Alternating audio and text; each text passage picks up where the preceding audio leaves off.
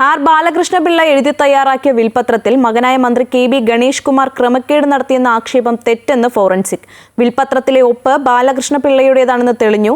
പിള്ളയുടെ മകളും ഗണേഷ് കുമാറിന്റെ സഹോദരിയുമായ ഉഷ മോഹൻദാസ് നൽകിയ പരാതിയിലാണ് വിദഗ്ധ അന്വേഷണം നടന്നത്. സത്യം തെളിഞ്ഞതിൽ സന്തോഷവും ആശ്വാസവുമുണ്ടെന്ന് ഗണേഷ് കുമാർ പ്രതികരിച്ചു.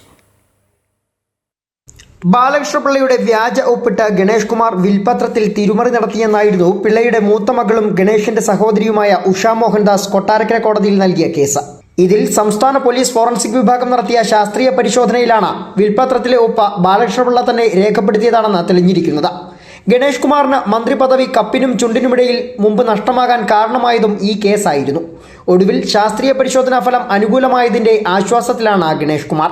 ഇതിലൂടെ താൽക്കാലികമായി മാത്രം തന്നെ അധിക്ഷേപിക്കാനായെന്നും ചെയ്യാത്ത തെറ്റിന് ആരോപണം നേരിട്ട വിചാരണയില്ലാതെ ശിക്ഷയും അനുഭവിച്ചതായും ഗണേഷ് കുമാർ പ്രതികരിച്ചു. സത്യമിഴയുമ്പോൾ അസത്യം പാഞ്ഞു വരുമെന്നും കൃത്രിമം കാട്ടി വളരാൻ താൻ ശ്രമിച്ചിട്ടില്ലെന്നും ഗണേഷ് പട്ടാഴിയിൽ പറഞ്ഞു. സത്യം വളരെ പതുക്കെ പുറത്തു വരത്തുള്ളൂ. സത്യം ഇഴഞ്ഞു പോകുമ്പോൾ അസത്യം പാഞ്ഞു പോകും. അപ്പോൾ സത്യം ഇഴഞ്ഞാണെങ്കിലും വരും എന്നതിൽ സന്തോഷമുണ്ട്. ഞാൻ എൻ്റെ ജീവിതത്തിൽ ഇത്തരത്തിലുള്ള കൃത്രിമം കാണിക്കുന്ന ഒരാളല്ല. അതിലെനിക്ക് താല്പര്യമുള്ള ആളല്ല.